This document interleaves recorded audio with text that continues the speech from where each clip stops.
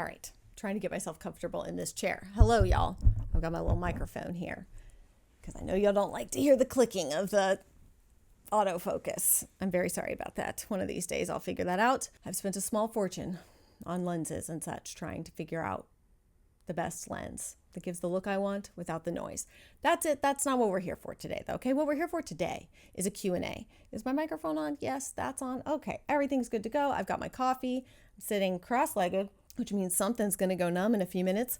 But I asked you guys over on Instagram for questions for a Q&A. I always say I want to do these more because I do feel like it really helps bridge the gap between what's going on in our everyday lives and what we actually are able to like share and show in vlogs and stuff. It just helps to bring things together. All right, one of the first questions is, how excited are you to be working with Ashley and that they are moving closer to you? So if you guys didn't see the news, my sister shared on her YouTube channel and everything that they are going to be moving closer to us. They're going to be moving to the same town, basically same area that we live in. Hopefully very soon, hopefully in the next couple of months.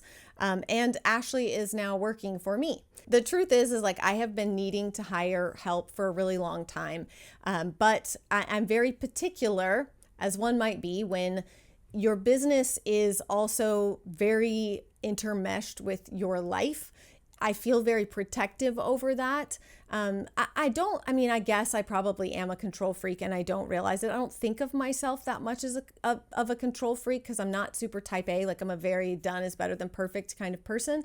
But at the same time, I just feel very protective over my business and work and stuff like that because it involves so much of my personal life and family to some degree. So I've just had a really hard time, and I finally just like had this epiphany, over the last couple of years with the pandy and all the things that have happened there.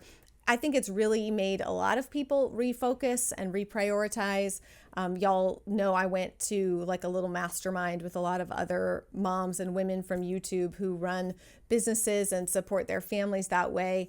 And after, first of all, it was totally insane to see all the different ways that these women run these businesses, different business models that they have for their online businesses. And it's just so impressive to see the different, completely different business models that people utilize. But one of the big things was talking about help and hiring help. And it was so like surprising and shocking to me. There were other women there who are like me, who have a hard time letting go of things. And maybe they have a little bit of help with this or a little bit of help with that. But then there was also women there who were like, oh no, I outsource everything I can. I have 10 people that work for me. I outsource everything that doesn't require me to do it. And it just really made me realize how much I am, by wanting to be too protective over things, I'm inadvertently costing myself more time away from my kids and family when I could hire someone else to do this thing. I don't have to do this thing. So anyways, yeah, that's kind of that could be a whole video in itself. I won't go into all those details, but other than to say, I'm thrilled. I'm so thrilled, not just like for myself in my business, obviously like, that was the bait that I used to hook them and get them here. But moreover, I'm excited to have my sister and her family and the kids to have their cousins. Our dream was always to all kind of live together on one piece of property, ideally, but that hasn't worked out quite how we wanted it to. But at the very least, all close enough that our kids can all hang out, the kids can go fishing with CR and with Papa and Pete. And, it's just, we want our family to be close together physically so we can spend more time together. And so I'm very excited. And also our friend, Ashley, and I have a mutual friend that we've known since we were, I think I've known her since I was like 12 years old. Their family lives here in South Carolina, and they're moving as well. So they're going to be moving closer to us as well. So it's just, I love it. I love it. I love my people. I don't know what CR is hammering out there right now, knowing that I'm in here filming, but of course we have to hammer something right now. I keep my circle very small. I just have a very small handful of people that I'm really close to, but I love having those people close, if that makes sense. So I'm really thrilled to be able to not only get help, but have my sister close. And, we always joke around. I'm looking forward to like when we're old and gray and we're driving around in our little Cadillacs, going to bingo with our blue hair. And I feel like I'm one step closer to that once they actually move here. When will your next book come out? I don't know that yet, okay? I think I've talked about this before, but there's a tendency, especially now, I think, with authors to write a book every year, release a book every year. And I have just, if you have something to say, go on with your bad self, write that book, get a book out every year. But to me, I never wrote Love Without Borders because I just wanted to write a book. I had something to say. I had something in me, a message that I felt I needed to share with the world. And as cheesy as that sounds, it's true. I never would have been able to invest the time into writing that book with 7 children, newborn twins, but it was a heart thing for me. And so in writing a second book, I have just said, I'm not just going to do it to do it. And my poor literary agent and publishers are, I'm sure, just like, we're never getting another book out of this lady. We might as well just walk away, because I have tried so many times to be like, okay, all right, I'm gonna get there. But it's been one of those things where I've just really struggled. It's not that I don't have ideas, but narrowing it down to something that makes sense, something succinct. Y'all know I'm all over the place. So you can only imagine what it would be like. With the last book, it was easier because it was a very linear story I was telling. The next book obviously won't be like that. So it's a lot easier for me to squirrel all over the place. And I think I have finally narrowed it down to 2 options of outlines and directions I want to go with it. So I'm really hoping that, especially now that I have hired some help, and I actually have plans to hire 1 or 2 other people as well, part-time people for different things.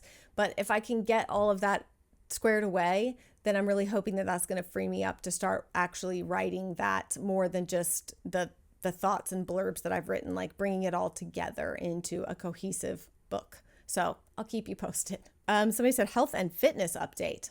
I don't know that I have one. I don't have an update on that right now. The only update I have is that I was just thinking about this morning in the shower, is that since we've lived on this farm, I was just thinking about how I used to really think a lot about, I want to start running again. I'm going to go to the gym. I'm going to do all those things.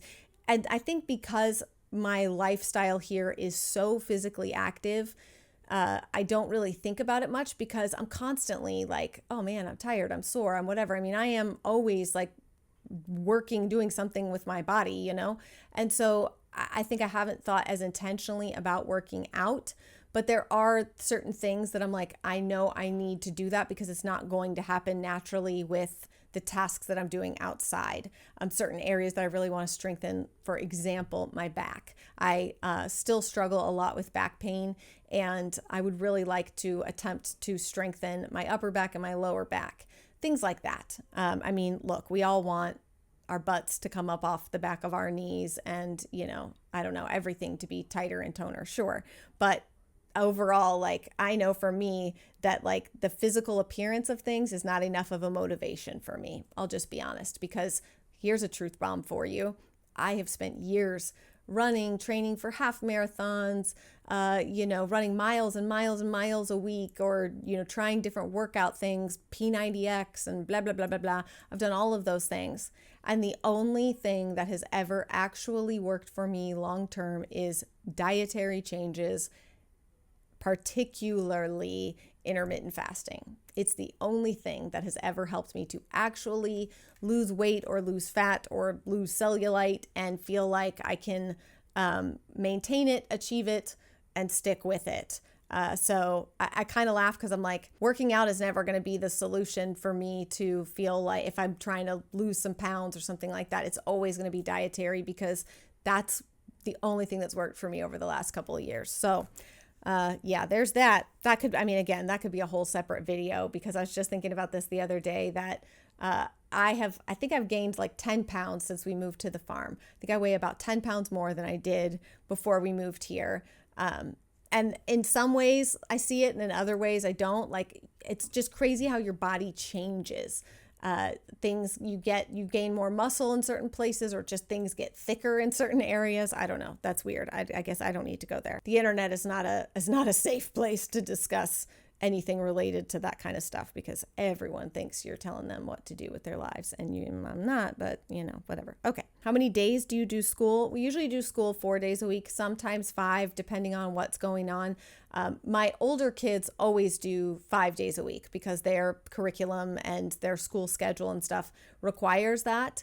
For my high school and middle schooler, they do 5 days a week. I'm usually teaching 4 days a week, and younger kids are doing 4 days a week. So that's kind of what has always worked for us. This coming year, I'll probably end up myself also doing some level of teaching 5 days a week.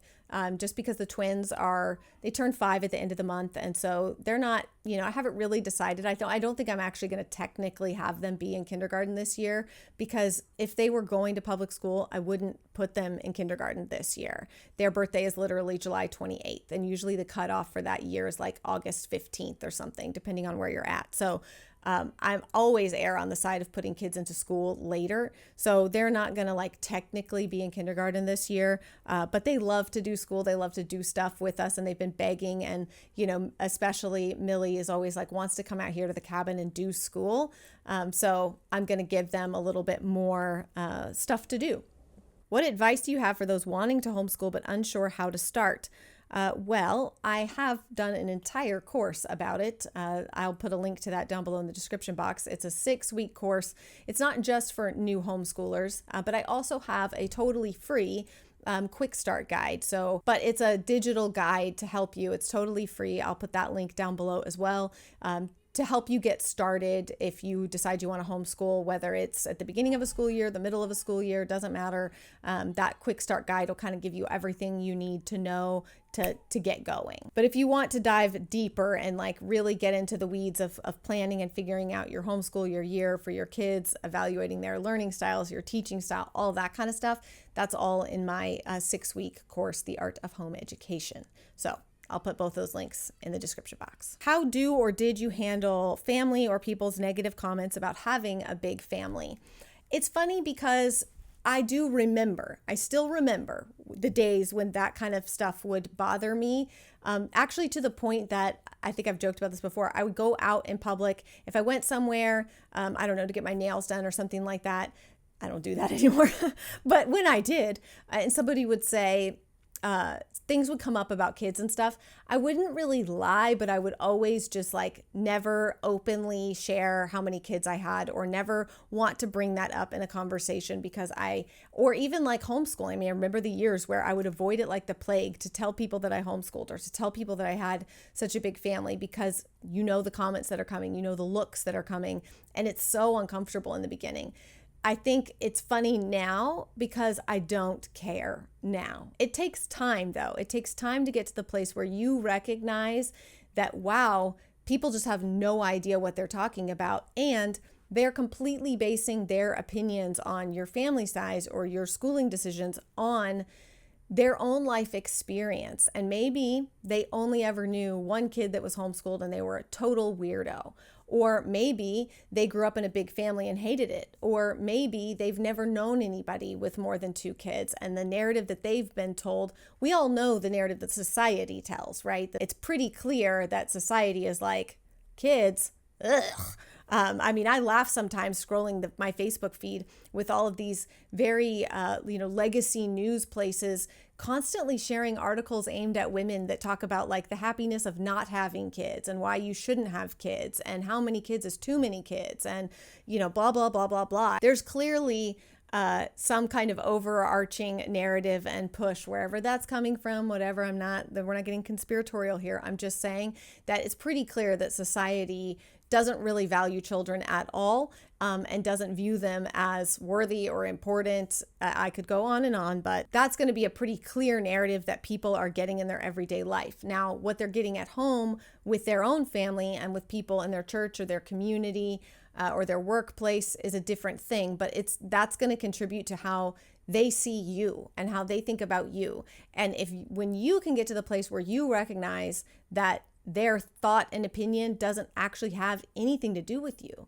They don't know if you're a good mom or a bad mom. It actually has nothing to do with you. You have to be so selective about who you take criticism from. You also have to be selective about who you take praise from. Remember that if you're willing to take praise from all these people, then you also have to be willing to take criticism. So if you're going to take to heart the nice and kind things they say, then you also have to take to heart the criticism and at least evaluate it and roll it around in your mind a bit. So that's where you really have to go, oh, okay, I just maybe need to detach completely from worrying about what other people think about my decisions. There's a lot to be said about that. There's a lot I could say about that. It is sort of like, trial by fire. Like you just have to go into it and deal with it. And it is one of those things that's like a muscle. The more that you use it, the more that you get yourself used to brushing off comments and things like that, the easier it will be for you, the thicker your skin will get. And not that you want to become hardened and not care, of course not, but you have to decide what matters to you. And if you feel really certain about your decisions for a big family or for homeschooling or whatever, then other people's, criticism of that or constant questioning of that has to be brushed off. Somebody said, thoughts on wet bread. It's the literal worst. Is there anything worse than wet bread? Dear God. Oh God. When you think about reaching in the sink and there's a slice of bread in there and it's wet, oh my gosh, there's arguably almost nothing worse than wet bread. Disgusting. Lots of questions about my hair. I think because I have lightened it, it looks a little different. Also, in one of my recent videos on my other channel, I was wearing my halo hair extension for funsies. And people were like, wait a second, your hair was long and now it's short and it's lighter. I've been going lighter for the summer. I enjoy it. I also find that it helps disguise the grays a little bit better. And I feel like I can stretch out actually a little bit longer between getting my hair colored because the grays don't come through as much when it's lighter and I have more highlights. So it's partially just for fun and partially practicality, but yeah, I have one of those halo hair extension things. So it's like hair on a fishing line and you just put it in your hair like this and then it adds length. It's very hard with how short and blunt my hair is to actually blend that thing and wear it. I can't really just wear it down. I have to put some of it back and there's just different ways to do it. But I got it a couple years ago from a girl on Instagram that does them. She custom colors them and cuts them for you. And I realized I'm like, man, I hardly ever wear this thing. This might be fun to mix it up and do longer hair. I was thinking about getting actual hair extensions. So I kind of wanted to play with that and see, do I really want hair extensions? Again, I've worked so hard to thicken up my hair over the years, especially since having the twins. And do I really want to do something that may potentially make me feel like my hair's falling out after you take the extensions out, blah, blah, blah, blah, blah. I love this. Somebody said, what's the best part about owning a farm? And then this next question was, what's the worst part about owning a farm? Man, this is going to be so subjective day to day. The best part is for me, I can obviously only speak for myself. The best part to me is just the overall grounding nature of it. There is just this entire world out there, this whole ecosystem of creatures and plants and animals and bugs and things that don't give a crap about all of our human arguments and fights and political stuff and the back and forth and just they don't care about any of that. Things are very black and white for animals and plants and whatnot in terms of they need the very basics for survival. I don't know how to explain it, but it's just constant reminders of nature is brutal. Sometimes we put human emotions on animals and we think oh, this animal must be feeling this way or blah, blah, blah. And then we see some of the things they do to each other, some of the ways that they treat each other. And it's dang, nature is so brutal. People complain about this or that, but have you spent time with a rooster? You have any idea? Or, I always joke around that, our kids have learned about the birds and the bees from being around animals. That's how, those conversations very naturally came up when they were younger, and it made it so that as they get older, it's so much less awkward to have those conversations because they actually see the very practical side of it and not just the love scenes in movies and that kind of stuff. Well, how can I put this? That mating serves a very practical purpose in nature, and that A plus B equals C, like mating causes babies. And so I'm really hoping that they're going to take that in internally and take that with them for the rest of their life. They're like, this is not just, it's not a consequence-free choice. But the other thing that I was thinking the other day is, I've told you guys before how I've told y'all before how the duck copulation is so uncomfortable. It makes me so uncomfortable.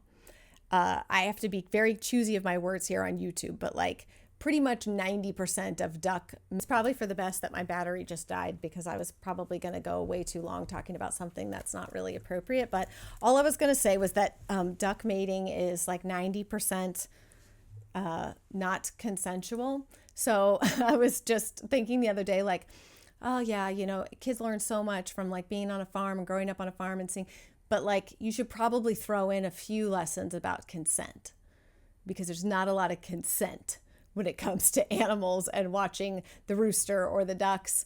Consent is not something that they partake in. So might want to mix in a couple of those conversations around the farm with your kids. So yeah, wow, we went really off track there. The best thing about owning a farm to me, again, is just the very real life lessons. I think that's how I could sum it up, is the very real life lessons that not only my kids learn, but that I learn. And the way that it just reminds me how, there truly are like right ways and wrong ways to do things. And that I actually get to see that things can't always be manipulated by people, by personalities, by, being a people person or whatever. Like growing vegetables, getting flowers to bloom beautifully is truly a product of A plus B equals C, doing the right things, doing the correct things, giving the plant the things it needs, and then you get this fruit, this thing out of it in the end.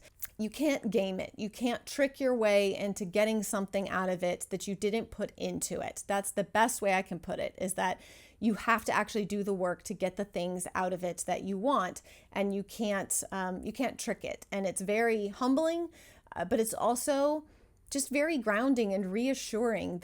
Just having yourself firmly planted in the real world, to me, is the best part. The worst part is that it can be exhausting and that there is no break. It's very difficult to find help, to be able to like go out of town and travel and take vacations and stuff. We would like to be able to do a little bit more of that with the kids, but it's hard because there are so many different moving pieces and parts around here. There's a lot of death that's hard to deal with. And I would say one of the harder parts is not letting that harden you, not letting the tragedy of things, that the first few times it happens, it's utterly heartbreaking. I mean, I kind of giggle a little bit at myself, like thinking about how much I cried over the loss of a baby chick, that kind of thing. And I don't giggle at myself because I think it was completely ridiculous. I don't. Those feelings were very real to me then. But over time, you have to detach a little bit, and because otherwise it would just be too much to bear. Right? Because again, nature is brutal and lots of things happen completely outside of your control.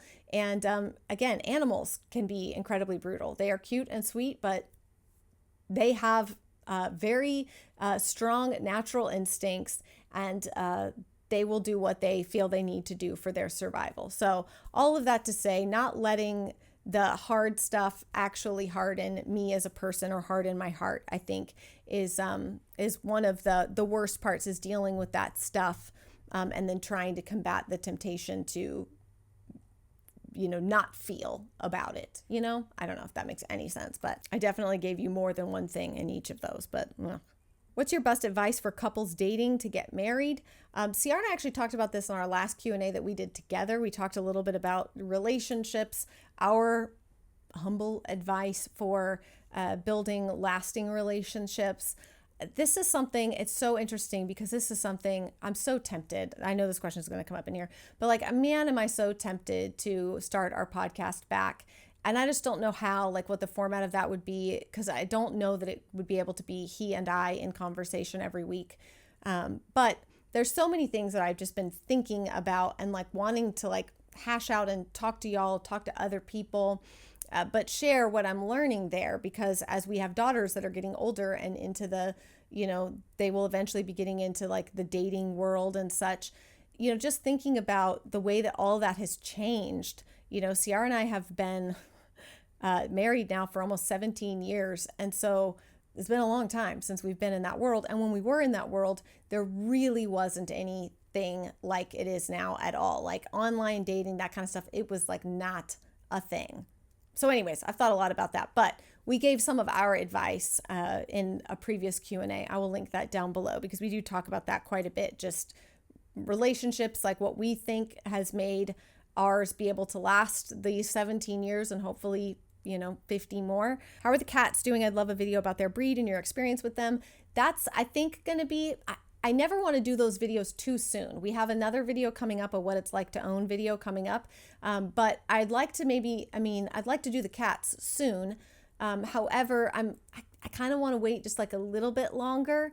I don't want to do those videos too soon, but I have a lot to say about the cats and their breed and the ways in which they are completely different from cats we've had before. So who do you follow on YouTube for gardening inspiration tips for beginners?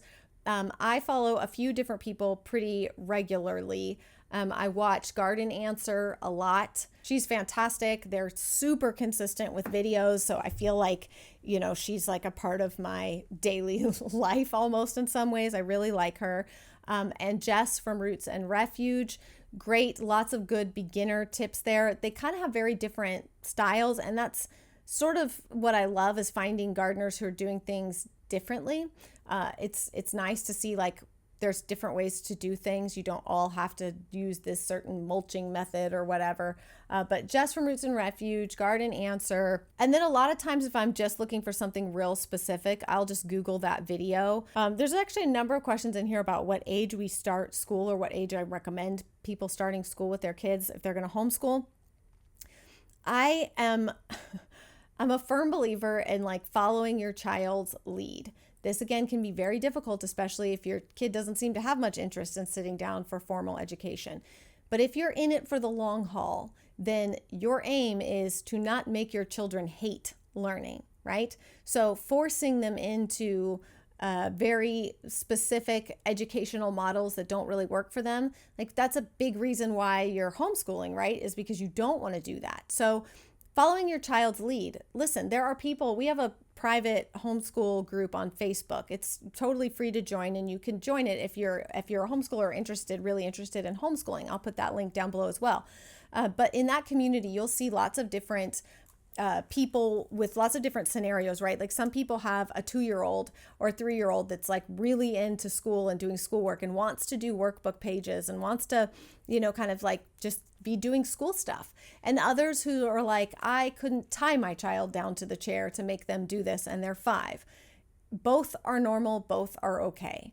Again, this really comes back to the setting realistic expectations, but understanding how individual your children are, understanding the long-term picture of education, and understanding that so many times it's these false parameters that we have because of the education system that we have and the model that was set up, which, if we're just being honest, it's okay to just be honest that model is not set up for kids. The educational model that we have, our public school model, private schools are mostly the same too and whatever, but that model is not set up that way because it's what's best for kids. Nah. So trying to replicate that at home and thinking that your kids are naturally going to fall into that and that's naturally how they should learn or how you want to teach is not always the case. So the long and short of that is when they're ready, when they're interested. And again, focus on the major things, focus on teaching them to read, teaching them to write, and teaching them some basic math. Start with that stuff. You don't need to be doing, this is just my humble opinion. Again, if your child is interested in these topics and you want to expand upon them, there's nothing wrong with that, nothing in the world. Or if it just works better because of the way your family's set up and how you need to do schoolwork, whatever. But I'm just telling you, your child doesn't need to be doing history and a specific science curriculum in kindergarten, first grade, second grade. They don't. The likelihood that they're going to remember any of that stuff is very, very slim. They're going to have to hear it again and again before they actually remember it.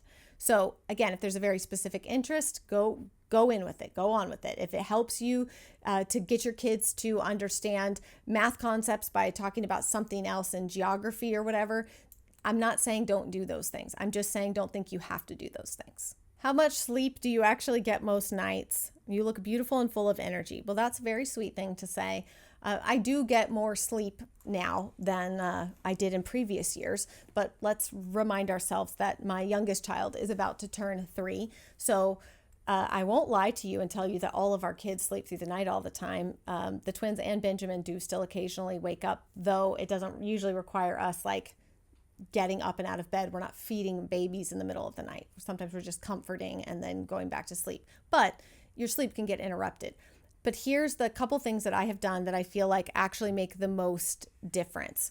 Number 1, I go to bed at a actually reasonable time most of the time. Last night we stayed up watching a movie with the girls. We do occasionally do things like that, especially with our older kids, like when we're doing like special things together, watching movies together. We have like a movie series we're watching together this summer and stuff like that.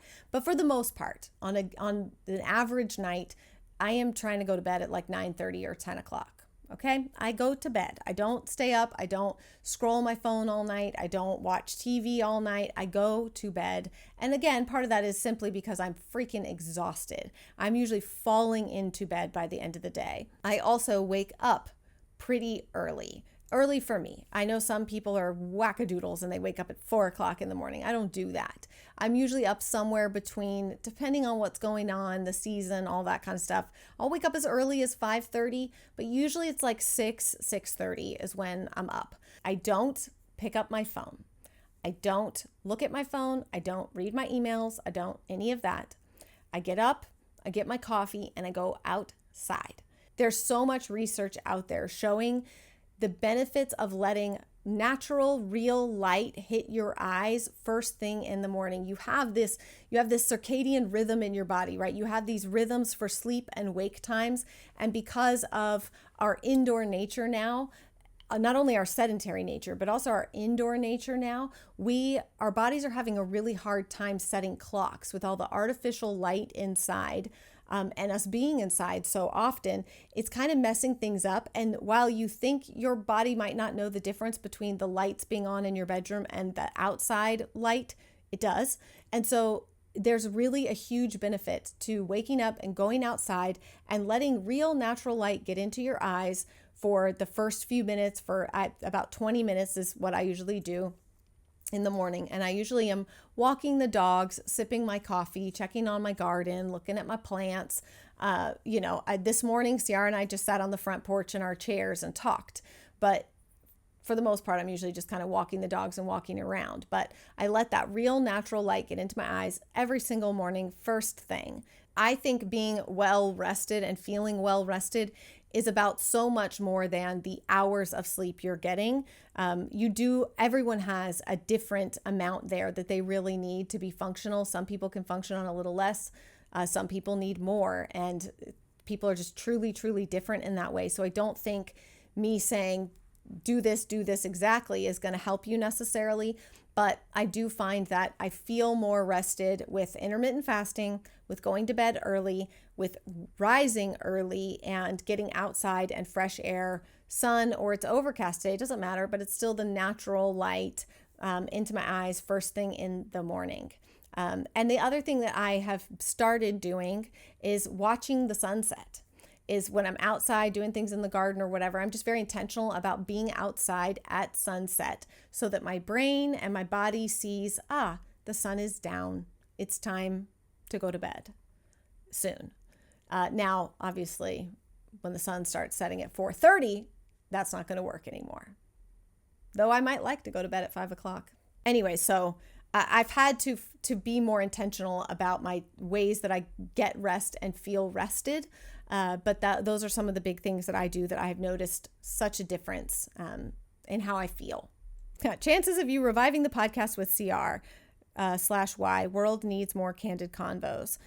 We really want to. Maybe with hiring my sister and potentially hiring a couple other people, that's something that we could, if we can cut back in other areas, that's something we could bring back.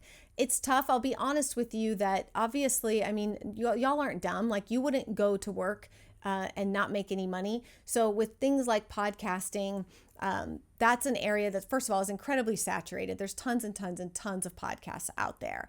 So it is hard to grow those, especially to the point that you can get sponsorships on them, things that pay you, right? Like YouTube, you can make money on AdSense. You don't necessarily have to do sponsors, or there's different business models for that. Podcasts are really like, you can do a subscription model, which a lot of people that I listen to are like that. It's $5 a month, and it's on Patreon or something else like that, Substack or one of those types of things. And that's how you get to listen to the full episodes, is by putting them behind a paywall. And then sometimes they still have sponsors or no sponsors at all. It's just behind a paywall. And so for us, it's figuring out how that would best work. But yeah, I mean, we both have a lot of things that we would love to say, a lot of things we would love to talk about, and have more open conversations, not just between us, but with other people who are thinking through some of the same things that we're thinking through. I would love to be able to do that. I really, really would. I would love to be able to bring back the podcast. We'll see. We'll see what the best way to do that is, but it's definitely something we really want to do. Know that. That's very sweet. She said, "How's your heart doing?" My heart is doing a lot better. A lot better.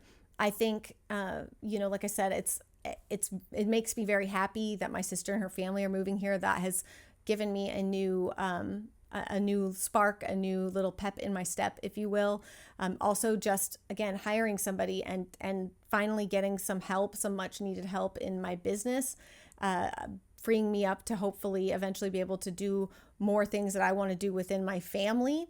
Always things that weigh very heavily on my heart. And I do think that social media has really made people who are very empathetic, empath kind of people, social media is so difficult because we were never, whether you believe in creation or evolution, it doesn't matter. We were never created and we didn't evolve. Either way you want to look at it, to have this omnipresence, this understanding of what's going on in every corner of the world all the time. The world is full of tragedy and heartbreak and horrible things, horrific things. And our brains are not prepared to manage that on a daily basis. And that is all we get on social media and online, is an influx of horror, terror, hard things. It's a big reason why I do not address any of those things on our channel. I mean, honestly, I know this sounds harsh, but you'd have to be a complete moron to think that I don't know what's going on in the world, or that I'm not heartbroken by an event that has happened in the news. But I choose to not address any of that here on this channel or on my other channel because it is everywhere. And I do not want to be another voice in that, particularly because I don't have anything unique or special to offer about some horrific news story, right? I don't need to add more noise to a lot of those difficult things. This isn't something where I'm adding to the conversation. I'm adding some unique viewpoint or something, or some specialized way of looking at something because I'm a professor in this, or I'm a doctor, or I'm not adding anything to that. I'm just continuing to bring that up for people who you're already seeing that. So what the content that I put out is meant to be an escape from all of that. Obviously, I'm a human being in the world. I'm well aware. Some of these things impact our family directly and indirectly. So I'm well aware.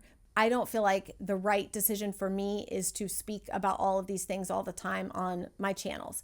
It's everywhere for people. And I know that. I see it. I'm heartbroken by it. And so reason that I'm saying that is when you say like, how's your heart? Well, there's parts of my heart that are just shattered and broken for so many things going on in the world. But overall, my heart is in a really good place. I have so much to be thankful for, so much to be grateful for. And those are the things that I choose to focus on a daily basis is gratitude. It is the only thing I've ever found that really makes a difference for me in my everyday life, that really changes things, is gratitude. I guess when I asked this on stories, a lot of people were asking where that tank top is from that I'm wearing when I asked that.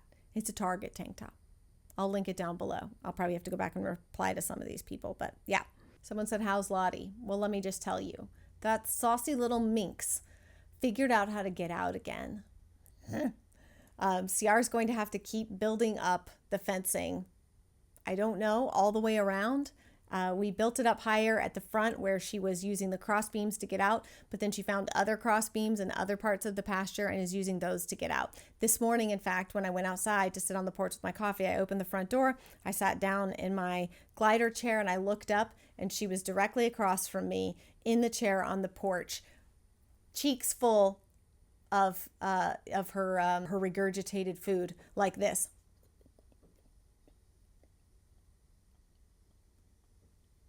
Just staring at me with this look of like, what are you going to do about it?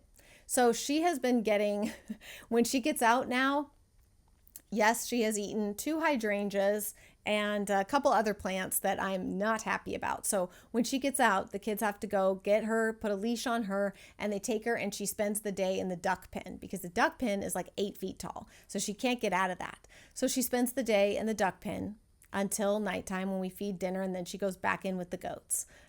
So it's the only thing we can do right now until we get the fencing finished. But she is a sassy little thing, and I'm not happy about it. I'm not happy about it at all. Any tips to a mom of a preteen girl about how to help give her a healthy body image? Oh man, this is a big one, a big thing that again could likely be its entire own video, but I will just hit a couple of high points relatively quickly. The biggest thing that we can do for our daughters is think about how we are speaking about ourselves, how we are treating our own bodies, how we are viewing things for ourselves. Because again, they're watching, they're listening, but they're watching and listening to the things that you're not saying to them, to the things you're saying to other people, to the things you're saying to your husband or, to a friend. If you are constantly dogging yourself or saying like, I'm not going to wear that, I'm not going to go here, I'm not going to do that. I don't want to wear that thing, or I'm not going to the pool, I'm not going to the beach because I have to wear a swimsuit. And they see it, they feel it, they pick up on it. And body image is just one of those things that, man, it sure is tough because we kind of live in this culture that is very like you have to love yourself and you have to love your body no matter what. And I don't think that that's realistic. That's just my opinion, but I don't think that that's realistic. There's a lot of things that we don't like, but that doesn't mean that we like excise them out of our lives. To say that you don't like your cellulite or something, I mean, we can appreciate things for what they are while still not loving whatever the physical form of those things are, right? Like, this is a dumb example, but like people take apple cider vinegar shots because of the health benefits and what it does for your body. It tastes like cat pee. It's absolutely horrible and disgusting. And no one has a problem saying this is good for me, but it's disgusting. So I feel like a similar, oh boy, it's going to be misconstrued, but a similar thought process, right? Like my body does this for me. It's done that for me. It's carried babies. It's done all of these things. I don't love stretch marks. I don't love cellulite. I don't love hangy pockets of fat. I don't love saggy boobs and droopy butts and whatever. I don't love that. I don't have to pretend to love that. I don't. But I almost think it's a focus too much on our bodies to be like, no, I have to love myself. No, you don't. It's your body. It's just the thing that your soul, who you are, exists inside of. It's a shell. And I think we're putting too much emphasis at times on wanting to love our bodies, no matter what. Maybe if we were focusing more and helping our daughters to focus more on who they are, their character, kind of who they are as a person, their ideas, that kind of thing, that we could get away from so much focus on bodies either way, love or hate, either way. We can be kind of neutral about it, right? We don't have to love it. You don't have to hate it and want to just carve it off, right? But it's so cultural, right? Depending on where you go. Like I always like think of when I was in Uganda. In Uganda, at least the parts that I was in, breasts aren't really sexual. They're just not. They're for feeding babies, and boobies are kind of out all over the place. Okay. People are nursing babies. It's really not a thing, right? In church, you'll turn around, there'll be a lady behind you with her boob out feeding her baby because the boobs are for feeding the babies. But if you come to church with a short skirt on or a pair of just shorts in general and show your upper thigh, that is questionable. That is questionable. That is showing more, like that's the sexy, right? Like that's the thing that like, whoo, ladies, cover your thighs. Here, people wear shorts cut so high that we don't just see their thighs, we see their butt cheeks and their queen mother. We see it all.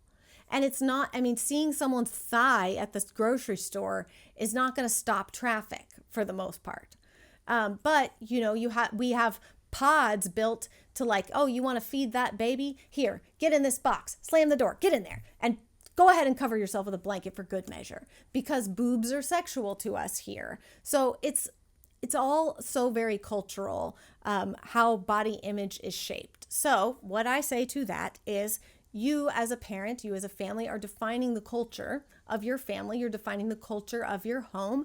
And maybe you don't want to be a nudist colony. Maybe you don't want to prance around naked in front of your children, blah, blah, blah, blah, blah. But having more of a neutral stance about our body, about our physical appearances, and making sure that we are consistently reminding our daughters, this is a conversation I have with them too, is like, you know, sure, do we want to like look good and feel good in our skin? For sure we do. But if that's the only thing that you're ever worried about, that's the only thing you're ever caring about, especially for women, that is a short-lived star. That's a star that's going to shine for a little bit and then it's going to die. Because women, as we age, we don't have the benefit that men do of getting more refined, and gray hair makes them more attractive, and they get more attractive the older they get. We get less attractive. By our world standards, we get less attractive. And there's not really much you can do about it, because it doesn't matter how much plastic surgery you have or Botox or filler you get. Once you reach that certain age, there's no amount that's going to disguise how old you are, and you are no longer going to be the definition of beauty to our culture. So you better make sure that there's more to you than just that, and that you value yourself for more than that, and that you build relationships that are based on more than that. That to me is the lesson that I want to impart on my girls the most. It's not that I think it's inherently wrong to care about your appearance or wanting to be attractive. Obviously, you want to attract a mate. You want to bring the mate in and have them want to stay and stick around. And, you know, being attractive to that person, it matters. It matters. I don't care what anybody says, it matters. You want to be your best self externally, but if that's the only thing that you're ever worried about, if that's the only thing you ever care about, it is a flash in the pan. The rest of your life will be spent in misery, because you will never be able to be 22 or look 22. And that's like the optimal age. Studies have shown, like when they ask men of nearly any age what their ideal woman is, she's 22. They always pick like this 22-year-old looking girl. So good luck. That's a flash in the pan. You have to be more than that. There has to be so much more to you than that. And there has to be so much more to the relationships that you build and the value that you bring to them than just some outward appearance. So I don't know if that answers the question in the way that you were hoping or expecting. I know, like, I don't think burying our head in the sands and pretending that physical appearance doesn't matter at all is healthy, because the truth is that is very much the standard in which the world is going to judge our daughters, and does. And making sure that our daughters understand that there is a massive difference between hotness and beauty, that these are two different things, that being hot and being beautiful are very different, and they have a very different shelf life. And you want to be over here, not over here. All right, wow. We really went in the weeds with that one, and I didn't mean to. I have a lot. I could keep talking about that for a very long time. Again, that's stuff like that I wish that we had the podcast for, because I would love to just sit down and like hash this out and like bring in my husband. Like, let's talk to a dude about this. Like, let's talk to a man about it. Let's be really brutally honest about these things. I don't know. I just wish that I think these are conversations that matter. Maybe that'll be a future podcast conversation. We'll see. Wow, this has been a very long Q&A. Not that anyone's surprised. I'm not even going to apologize because, well, I answered some, not all of your questions. And I enjoy it. I enjoy these like chats and sharing with y'all just about different things. And I love that the direction of the questions has changed over the years. It used to be just a ton of repeats of the same questions about the kids or stuff like that. And I feel like it's changed a lot over the years. And sometimes y'all ask funny questions. Sometimes it's like interesting topical questions. And I don't know, I just think it's fun. So we will keep doing these because I enjoy it. And I assume you do too, because you both leave questions and watch the videos. So there we are. That is it for today's little Q&A. And I will see you guys again very soon. Bye.